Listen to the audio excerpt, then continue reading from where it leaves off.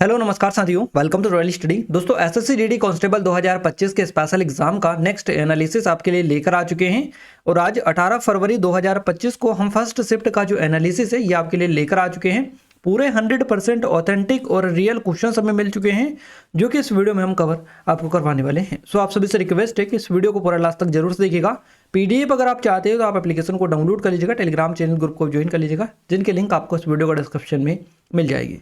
जिन लोगों ने चैनल को सब्सक्राइब नहीं किया उन सभी से रिक्वेस्ट है कि चैनल को सब्सक्राइब करके बेल आइकन को ऑल पर सेलेक्ट कर दीजिएगा ताकि जो भी नया वीडियो आए सबसे पहले आप सभी के पास में पहुंच पाए। तो चलिए स्टार्ट करते हैं हमारे जीके जीएस करंट अफेयर के पहला प्रश्न से। आज का पहला क्वेश्चन पूछा गया है और ये क्वेश्चन कल आपका सेकंड या थर्ड शिफ्ट में पूछा गया था। ये सेम टू सेम क्वेश्चन वापस से आपका रिपीट हुआ है। क्वेश्चन है आपका शास्त्रीय नृत्य सत्रिया जो है इसके संस्थापक आपसे पूछा है, यानी कि ये जो असम का शास्त्रीय नृत्य है सत्रिया, तो सत्रिया जो नृत्य है इसके संस्थापक आपसे पूछा गया है कि कौन है, तो श्रीमंत शंकरदेव आपका करेक्ट आंसर हो जाएगा। शास्त्रीय नृत्य जो सत्रिया है इसके संस्थापक श्रीमंत शंकरदेव हैं।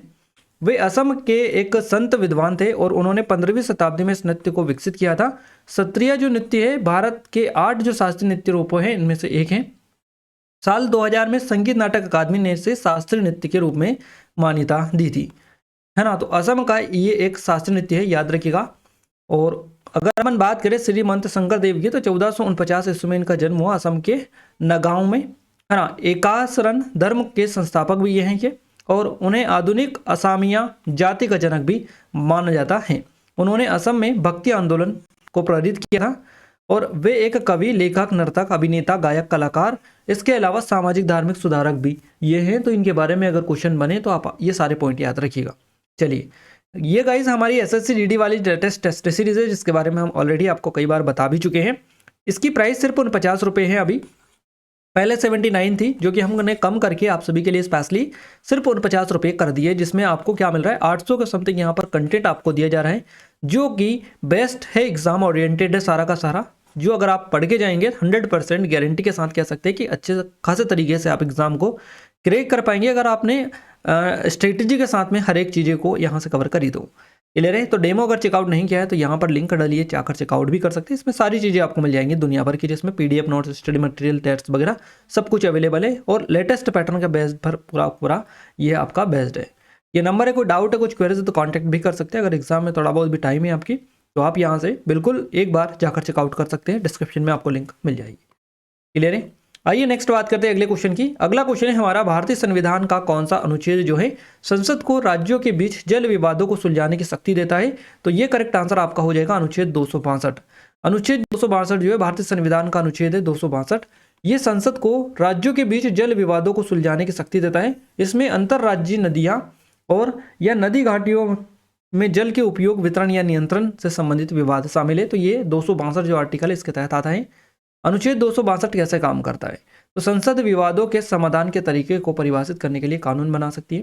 कानून विवादों को सुलझाने के लिए अधिकार और तरीकों को परिभाषित कर सकते हैं। तो इससे जो है राज्यों के बीच जल विवाद प्रभावी रूप से सर्वोच्च न्यायालय के दायरे से बाहर हो जाते हैं।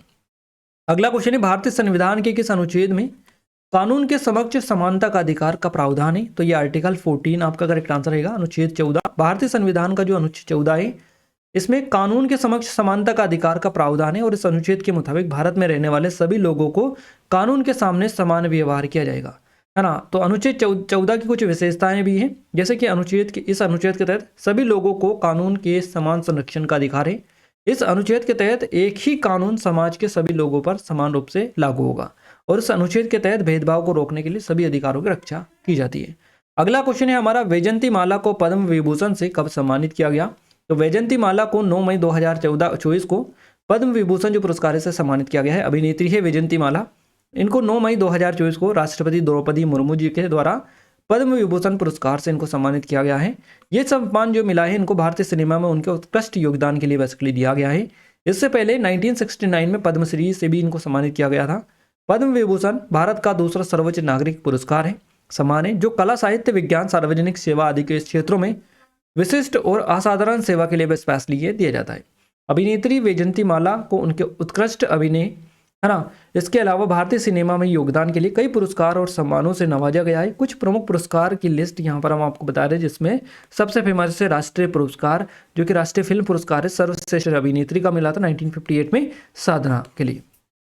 चलिए अगला क्वेश्चन है, बालिकाओं की शिक्षा को बढ़ावा देने के लिए कौन सी योजना शुरू की गई है। इस तरह से क्वेश्चन था, या क्वेश्चन इस तरह से भी हो सकता है कि किस योजना के तहत बालिकाओं की शिक्षा को बढ़ावा देने के लिए विशेष प्रावधान है। तो ये पीएम श्री योजना है, जहां तक होगा यही आपका क्वेश्चन बना होगा।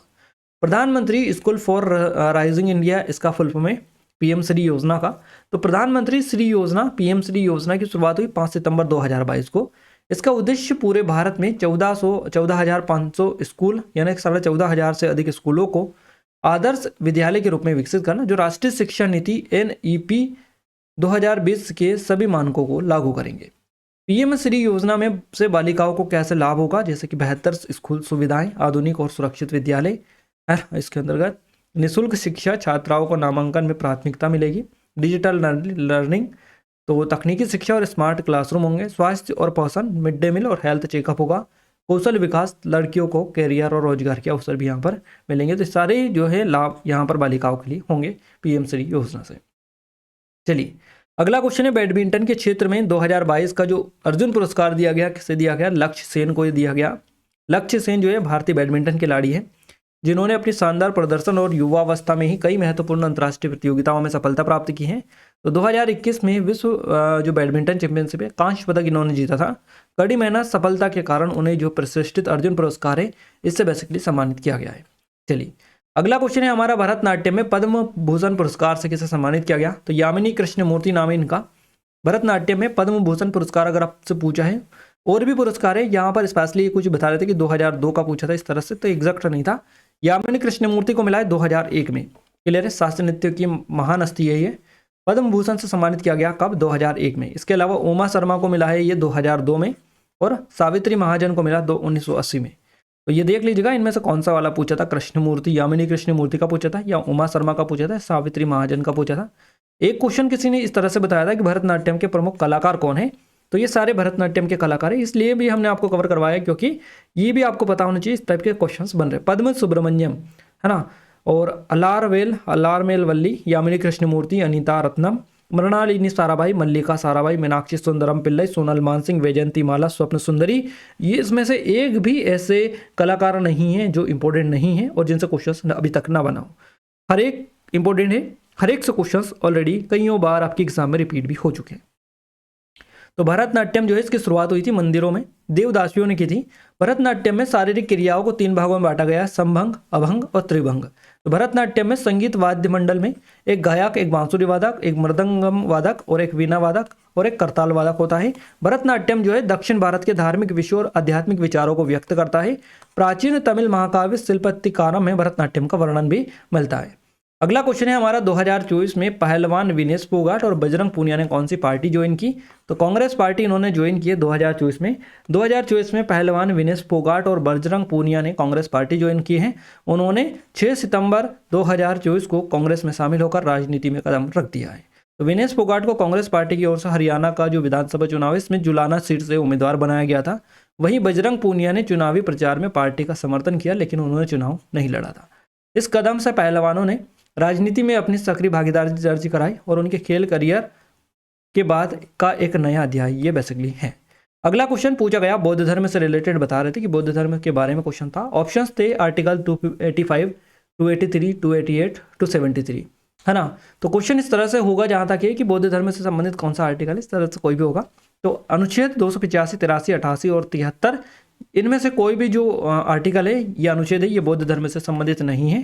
तो क्वेश्चन कुछ और आपका हो सकता है। ये किस से संबंधित है हम आपको एक नज़र बता दे रहे हैं, क्योंकि आर्टिकल आपका हर दिन बन रहा है। संविधान के अनुच्छेदों की संक्षिप्त जानकारी, जैसे कि अनुच्छेद 285 जो है ये संघ सरकार और राज्य सरकार की संपत्तियां और उन पर करों का विवरण के बारे में है। अनुच्छेद 283 राज्य में के वित्तीय मामलों और लेखा जोखा से संबंधित है।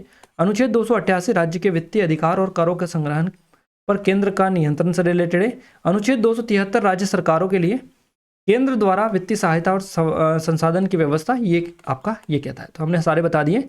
ये लगभग अगर अपन देखें तो राज्य और केंद्र से रिलेटेड है, और ये है बेसिकली आपके लेखा जोखा से रिलेटेड जो कि आर्टिकल ये हैं जो कि सभी। अगला क्वेश्चन है, साइना नेहवाल किस खेल से संबंधित है। तो बैडमिंटन से इनका संबंध है। साइना नेहवाल एक भारतीय पेशेवर बैडमिंटन खिलाड़ी है। भारत की एकमात्र महिला खिलाड़ी है जिन्होंने बैडमिंटन में विश्व की नंबर 1 रैंकिंग हासिल की है। 2008, 2012, 2016 ओलंपिक खेलों में भाग ले चुकी हैं ये। 2009 में अर्जुन पुरस्कार सम्मानित किया गया। 2010 में राजीव गांधी खेल रत्न पुरस्कार सम्मानित किया गया इनको। और इनकी जो ऑटोबायोग्राफी है, इनका नाम है playing to win, my life on and off court, है ना। तो ये इनकी ऑटोबायोग्राफी है। अगला है, भारत में हरित क्रांति मुख्य रूप से किसके उत्पादन को बढ़ाने पर केंद्रित थी? गेहूं और चावल आपका करेक्ट आंसर रहेगा। भारत में हरित क्रांति मुख्य रूप से गेहूं चावल के उत्पादन को बढ़ाने पर केंद्रित थी। हरित क्रांति 1960 के दशक का वह दौर था जब खाद्य उत्पादन बढ़ाने के लिए नई कृषि प्रौद्योगिकियों की शुरुआत की गई। बीजों की उच्च जो उपज देने वाली किस्में, जैसे कि हाइब्रिड जो वाली है HYV, उच्च उपज वाले बीजों से बड़ी मात्रा में फसल पैदा होती है। तो आधुनिक कृषि पद्धतियां, इसमें दोहरी फसल, सिंचाई, कीटनाशक और उर्वरक शामिल थे। कृषि क्षेत्र का विस्तार की बात करें तो अधिक भूमि का उपयोग खेती के लिए किया गया था। अगला क्वेश्चन हमारा है, दिल्ली सरकार ने उच्च शिक्षा और कौशल विकास गारंटी योजना के तहत केंद्र सरकार के साथ शिक्षा ऋण देने की व्यवस्था की। इस तरह से ये क्वेश्चन था आपका। क्वेश्चन इस तरह से भी था कि अक्टूबर 2024 तक दिल्ली सरकार ने केंद्र सरकार के साथ कौन सी योजना पर हस्ताक्षर किए थे? तो प्रधानमंत्री श्री योजना आपका हो जाएगा, है ना। ये इस तरह से था कि दिल्ली सरकार ने उच्च शिक्षा और कौशल विकास गारंटी योजना के तहत केंद्र सरकार के साथ शिक्षा ऋण देने की व्यवस्था की। इस योजना के जरिए दिल्ली के छात्रों को उच्च शिक्षा के लिए ऋण मिलता है ना। तो इस योजना के तहत छात्रों को 10 लाख रुपए तक का लोन मिलता है। और इस योजना के तहत छात्रों को किसी तरह की संपार्श्विक और मार्जिन निधि देना होता है। तो ये चीज़ें थी जो कि हमने आपको बताई है। एक इस तरह से था कि अक्टूबर 2024 तक दिल्ली सरकार ने केंद्र सरकार के साथ प्रधानमंत्री श्री योजना पर हस्ताक्षर किए हैं, जो कि 14,500 से अधिक सरकारी स्कूल को जो है मॉडल, उत्कृष्टता के मॉडल स्कूल के रूप में विकसित इनका करने का टारगेट है, जो कि शिक्षा नीति 2020 के मानकों को पूरा करेंगे। अगला क्वेश्चन राम मंदिर से क्वेश्चन पूछा गया था। एग्जैक्ट क्वेश्चन तो नहीं मिल पाया, बाकी बता रहे थे। राम मंदिर के उद्घाटन से प्रश्न था। आधारशिला रखी गई थी 5 अगस्त 2020 को, है ना। निर्माण की जो देखरेख कौन कर रहा है? तो राम जन्मभूमि जो तीर्थ क्षेत्र ट्रस्ट है ये कर रहा है। वास्तुकार है चंद्रकांत सोमपुरा। राम मंदिर के गर्भगृह की जो आसनशिला है किस संगमरमर से बनी है? तो मकराना मार्बल बनी हुई है। कितने दरवाजे हैं? यहाँ पर 44 दरवाजे हैं। भूमि पूजन किस साल हुआ था? 2020 में। और सुप्रीम कोर्ट ने कब फैसला सुनाया था इसके लिए, निर्माण के लिए? 9 नवंबर 2019 को। निर्माण जो किया जा रहा है किस शैली में किया जा रहा है? मंदिर का नागर शैली में। और राम मंदिर में भगवान राम के बाल रूप की जो मूर्ति है इसकी प्राण प्रतिष्ठा कब हुई थी? 22 जनवरी 2024 को। राम मंदिर में स्थापित रामलला की मूर्ति किसने बनाई? तो ये बनाई मैसूर के शिल्पी है योगी राज, इन्होंने बनाई। तो सारे हमने इंपॉर्टेंट थे जो कवर करवा दिए। ये हमारी जीके की स्पेशल ई बुक है गाइस, जो कि TCS के लेटेस्ट पैटर्न पर बेस्ड है पूरी की पूरी। नए क्वेश्चंस इसमें सारे मिल जाएंगे आपको। तो ये सिर्फ 25 रुपीज़ की है। 25 रुपये में आपको 1500 से ज़्यादा क्वेश्चंस यहाँ से आपके कवर हो जाएंगे, जो कि लेटेस्ट पैटर्न के रहेंगे। पूरे नए क्वेश्चन सिर्फ 25 रुपये में 1500 से अधिक क्वेश्चंस आपके लेटेस्ट पैटर्न वाले यहाँ से कवर होंगे। तो डिस्क्रिप्शन में लिंक है, अगर अभी तक चेकआउट नहीं किया है तो कर लीजिएगा। डिस्क्रिप्शन में लिंक मिल जाएगी आपको। आगामी जो आपकी और भी एग्जाम है RPF, RRB, NTPC, SSC, MTS, CGL वगैरह, उनके लिए भी काफ़ी ज़्यादा हेल्पफुल ये रहेगी, क्योंकि लेटेस्ट पैटर्न है पूरा का पूरा। तो सिर्फ 25 में 1500 से अधिक क्वेश्चन यहाँ पर आपको मिल जाएंगे, है ना। तो जरूर से एक बार चेकआउट कर लीजिएगा, आपके लिए काफ़ी ज़्यादा हेल्पफुल रहेगी। अगला क्वेश्चन ज्योतिबा फूले से संबंधित था क्वेश्चन आपका। भारत के एक समाज सुधारक, विचारक, लेखक और कार्यकर्ता है। जाति विरोधी आंदोलन, महिला शिक्षा और सामाजिक समानता से जुड़े हुए हैं। फूले को महाराष्ट्र में सामाजिक सुधार आंदोलन में एक महत्वपूर्ण व्यक्ति माना जाता है। अगला क्वेश्चन पूछा गया, सबसे ज्यादा शिलालेख किस राजा के मिले हैं? तो अशोक के मिले हैं, सम्राट अशोक के। मौर्य सम्राट अशोक के सबसे ज्यादा शिलालेख मिले हैं। अशोक ने अपने शासनकाल में 33 शिलालेख बनवाए थे। ये जो शिलालेख है स्तंभों, गुफाओं की दीवारों और बड़े पत्थरों पर उकेरे गए थे। अशोक के शिलालेखों में धर्म और अभ्यास के बारे में संदेश दिए गए थे। ये जो शिलालेख है बौद्ध धर्म के मूर्त प्रमाण है। और ये शिलालेख अफगानिस्तान, बांग्लादेश, भारत, नेपाल, पाकिस्तान में फैले हुए हैं। अशोक के ज्यादातर जो शिलालेख है प्राकृत भाषा में ब्राही लिपि में लिखे गए थे। और पाकिस्तान के इलाके में पाए गए शिलालेख जो है खरोष्टी लिपि में है। तो अशोक के शिलालेखों में धम्म पर उनका दृष्टिकोण और उनके पूरे राज्य में बौद्ध धर्म के प्रचार प्रसार के प्रयासों को दिखाया गया था। अगला क्वेश्चन, निम्नलिखित में से संविधान का कौन सा अनुच्छेद अंतर्राज्यीय जल विवादों के से संबंधित है? आर्टिकल 262 करेक्ट आंसर रहेगा। ये ऑलरेडी हम ऊपर कवर करवा चुके हैं, डबल रिपीट हो चुका है, माफी चाहेंगे इसके लिए। बाकी हमने कवर इसको करवा दिया, आप अगर चाहें तो देख लीजिएगा। अगला क्वेश्चन है, सरोजिनी नायडू ने कौन सी सभा बनाई? तो अखिल भारतीय महिला सम्मेलन की स्थापना इन्होंने की थी। सरोजिनी नायडू भारतीय राष्ट्रीय कांग्रेस की पहली महिला अध्यक्ष थी। भारत में राज्यपाल बनने वाली पहली महिला थी, है ना। तो भारत कोकिला या फिर नाइटिंगेल ऑफ इंडिया के नाम से इनको जाना जाता है। कवित्री, वक्ता, स्वतंत्रता सेनानी थी ये सरोजिनी नायडू। उन्होंने कई प्रथम स्थान जो हासिल किए। उन्होंने भारत में महिलाओं के अधिकारों के लिए काम किया है। और उन्होंने संविधान सभा में राष्ट्रीय ध्वज अपनाने के महत्व के बारे में बात की थी। दक्षिण अफ्रीका में पूर्वी अफ्रीकी और भारतीय कांग्रेस के 1929 सत्र की अध्यक्षता की थी उन्होंने। 1928 में केसरी हिंद से सम्मानित इनको किया गया था। भारत में प्लेग की महामारी के दौरान उनके काम के लिए इनको यह मेडल मिला था। अगला क्वेश्चन है, इनमें से कौन सा नृत्य असम का है? तो बिहू, बागुरुम्बा, भोरताल, ओजापाली, सत्रिया, ये सभी जो है बिहू असम के प्रमुख नृत्य है। तो इन्हीं में से आपको ऑप्शन मिला होगा, है ना। अगला क्वेश्चन है, अशोक चक्र कहाँ से लिया गया? तो मौर्य सम्राट अशोक के सारनाथ जो स्तंभ है यहाँ से लिया गया। भारतीय तिरंगे में बना अशोक चक्र मौर्य सम्राट अशोक के सारनाथ में बने स्तंभ से लिया गया। ये जो चक्र है धर्म चक्र परिवर्तन का प्रतीक है। अशोक चक्र को विधि का चक्र भी कहा जाता है और अशोक चक्र को कर्तव्य का पहिया भी कहा जाता है। तो अशोक चक्र में 24 तीलियां हैं और ये जो 24 तीलियां हैं मनुष्य के 24 गुणों को बेसिकली दर्शाती है। नेक्स्ट है, कृषि मत्स्य पालन किस क्षेत्र में आता है? तो ये प्राथमिक क्षेत्र में आता है।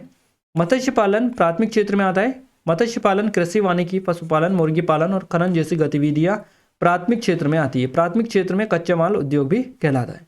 और एक क्वेश्चन और बताया था हमें कि हिमालय की सबसे उत्तरी श्रेणी को संदर्भित करता है हिमाद्री को कहा जाता है। यह क्वेश्चन इस तरह से हो सकता है कि ब्रह्मपुत्र और सिंधु नदी जो घाटी है इनसे परे हिमाद्री के उत्तर में स्थित पर्वत श्रृंखला के रूप में किसे जाता है? ट्रांस हिमालय को बोला जाता है। ये 1600 किलोमीटर लंबी है पर्वत श्रृंखला जो मुख्य हिमालय श्रृंखला के समांतर पश्चिम पूर्व दिशा में फैली हुई है। तिब्बत पठार के दक्षिण किनारे पर हिमाद्री या और यो यालुंग तस्पो है इस नदी के उत्तर में स्थित है। तो ये आपका हमने कवर करवा दिए, पूरे 20 क्वेश्चन कवर करवा दिए। एक आध हमें ज़्यादा मिला था। तो जहाँ तक लग रहा है ये जो गद्यांश है अशोक वाले या बौद्ध धर्म से रिलेटेड जो गद्यांश पूछा होगा उससे एक आध क्वेश्चन यहाँ पर किसी ने बता दिए, इस वजह से एक आध क्वेश्चन यहाँ पर ज़्यादा कम हो रहे हैं। तो आपको हमने पूरे के पूरे 100% एक्यूरेट एनालिसिस कवर करवा दिया है यहाँ पर। अब हम हिंदी मैथ्स रीजनिंग की ओर आगे बढ़ेंगे, जो कि हिंदी के भी अच्छे खासे क्वेश्चन हमें मिल चुके हैं। इस टेस्ट सीरीज के बारे में ऑलरेडी हम आपको बता चुके हैं, SSC GD वाली जो कि लेटेस्ट है हमारी। सिर्फ 50 रुपये में आपको क्या मिल रहा है? 800 से भी अधिक कंटेंट यहाँ पर मिल रहा है। और 800 से भी अधिक कंटेंट अगर यहाँ पर मिल रहा है ना, तो इसमें आपको ऑल डेटा मिल रहा है, सब कुछ आपको यहाँ पर दिया जा रहा है। और ये भी नाम मात्र की प्राइस में सिर्फ 50 रुपये में। तो अगर अभी तक आपने इनरोल नहीं किया है तो जाकर चेकआउट करिएगा, डिस्क्रिप्शन में लिंक है, नंबर पर कोई डाउट है कुछ कर कॉन्टैक्ट भी कर सकते हैं। ये हमारी RPF कांस्टेबल के लिए अवेलेबल है, RRB NTPC की भी अवेलेबल है। इनकी भी लिंक डिस्क्रिप्शन में डालिए। अगर अभी तक ज्वाइन नहीं किया है जरूर से करिएगा, है ना। ये मध्य प्रदेश एग्जाम के लिए स्पेशल है, जिसमें आपकी MP के सभी एग्जाम के लिए अवेलेबल है, जाकर चेकआउट कर सकते हैं। हिंदी की बात करते हैं हम। हिंदी का गद्यांश पूछा गया, अशोक से रिलेटेड था गद्यांश। मेल शब्द का विलोम पूछा गया तो बेमेल, झगड़ा या फूट हो जाएगा। विस्तृत का विलोम पूछा है, संक्षिप्त हो जाएगा। अपना उल्लू सीधा करना मुहावरा का अर्थ पूछा है तो अपना फायदा देखना या अपना काम निकालना, अपना काम बनाना। कान का कच्चा होना, बिना सोचे समझे किसी की बात पर भरोसा करना, कान का कच्चा होना। विनय पिटक के लेखक पूछा, राहुल संस्कृतियान आपका हो जाएगा। एक गद्यांश आया था बौद्ध धर्म से, कुछ बता देते कि अशोक से रिलेटेड आया था, है ना। रचनाओं से एक क्वेश्चन आपका बना था जो कि आई थिंक यही था, विनय पिटक के लेखक आपका। विलोम से 2 क्वेश्चन बने थे, संज्ञा से 1 क्वेश्चन था, पर्यायवाची से 2 क्वेश्चन थे आपके। इसके अलावा आपका तत्सम तद्भव से 1 क्वेश्चन पूछा गया था। यहाँ पर बहुवचन से शायद 1 क्वेश्चन बना बता रहे थे। वाक्य शुद्धि से 2 क्वेश्चन थे, मुहावरे से 1 क्वेश्चन था, पैराजंबल आपका 2 आया था, एक शब्द से भी 1 क्वेश्चन आपका पूछा गया था। मैथ्स में बात करें, प्रतिशत से 2 क्वेश्चन थे, लाभानी से 2 क्वेश्चन, SI से 3 क्वेश्चन थे, औसत से 2 क्वेश्चन थे आपके, नंबर सिस्टम से 1 क्वेश्चन पूछा गया, LCM SCF से 2 क्वेश्चन थे, सिंप्लीफिकेशन से 1 क्वेश्चन था आपका, रेशियो से 1 क्वेश्चन था, ट्रेन से भी 1 था, और इसके अलावा टाइम एंड वर्क से 2 थे, और रेशियो वाला हमने बता दिया 1 क्वेश्चन आपका पूछा गया था। रीजनिंग में ब्लड रिलेशन से 2 क्वेश्चन थे, नंबर सीरीज से 2 क्वेश्चन थे, वेन डायग्राम से 1 क्वेश्चन था, एनालॉजी से 1 क्वेश्चन था आपका। इसके अलावा और देखें तो यहाँ पर मैथमेटिकल ऑपरेशन से आपका 1 क्वेश्चन पूछा गया था, सिलोज्म से 2 क्वेश्चन थे, कोडिंग डिकोडिंग से 2 क्वेश्चन थे, मिरर इमेज से 1 था, मिसिंग नंबर से 2 क्वेश्चन थे। इसके अलावा सिटिंग अरेंजमेंट जो है इससे 2 क्वेश्चन थे, कथन निष्कर्ष से 1 था, पजल से 1 क्वेश्चन पूछा गया था। तो पूरा का पूरा हमने आपको कवर करवा दिया, जहाँ से जितने भी क्वेश्चन जैसे जैसे पूछे गए सारा आपको कवर करवा दिया है। आई थिंक यहाँ से आपको काफ़ी ज़्यादा हेल्प मिली होगी। ये हमारी SSC GD वाली टेस्ट सीरीज है। सिर्फ 49 रुपये में आपको लेटेस्ट पैटर्न वाले करीबन 800 के समथिंग कंटेंट आपको मिल रहा है, जो कि आपके लिए नाम मात्र की प्राइस पर मिल रहा है। तो अगर डेमो चेकआउट नहीं किया तो कर लीजिएगा, नंबर है, कोई डाउट है कुछ फिर कॉन्टैक्ट कर सकते हैं, डिस्क्रिप्शन में लिंक है, एक बार जाकर जरूर से चेकआउट करिएगा। अगर अभी तक परचेस नहीं किया तो जरूर से कर लीजिएगा, है ना। तो ये SSC GD वाली हो जाएगी, ये RPF कांस्टेबल की अवेलेबल है, RRB NTPC की भी अवेलेबल है, जिसकी एग्जाम जल्दी ही आपकी होने वाली है। तो इनकी अगर अभी तक आपने इनरोल नहीं किया है, बेस्ट है आपके लिए, अभी से तैयारी स्टार्ट कर दीजिएगा। सिर्फ 79 रुपीज़ की प्राइस में अभी आपको ये मिल जाएंगी, नाम मात्र के शुल्क पर। 800 से अधिक कंटेंट यहाँ पर दिए रखा है, जिसमें आपको करंट अफेयर वगैरह सब कुछ दुनिया भर की चीज़ें मिल जाएंगी। तो जाकर जरूर से विजिट कर लीजिएगा, डिस्क्रिप्शन में आपको लिंक मिल जाएगी। क्लियर है। और ये हमारी स्पेशल ई बुक है जो सिर्फ आपको 25 रुपीज़ में अभी मिल जाएगी, अगर अभी आप परचेस करेंगे तो। और इसमें गाइज आपको 1500 से अधिक जो है लेटेस्ट पैटर्न वाले सारे के सारे TCS के क्वेश्चंस मिल जाएंगे, सिर्फ 25 रुपये की प्राइस में 1500 से अधिक क्वेश्चंस यहाँ से आपके पूरे कवर हो जाएंगे। तो आप जाकर जरूर चेकआउट करिएगा। नंबर है, कोई डाउट है, कुछ क्वेरीज कॉन्टैक्ट कर सकते हैं, डिस्क्रिप्शन में लिंक है। इस वीडियो की पीडीएफ के लिए एप्लीकेशन को डाउनलोड कर लीजिएगा, टेलीग्राम चैनल ग्रुप को ज्वाइन कर लीजिएगा, दोनों के लिंक आपको इस वीडियो के डिस्क्रिप्शन में मिल जाएगी। क्लियर है? तो मिलते हैं हमारे नेक्स्ट स्टडी वीडियो में, तब तक के लिए जय हिंद, वंदे मातरम।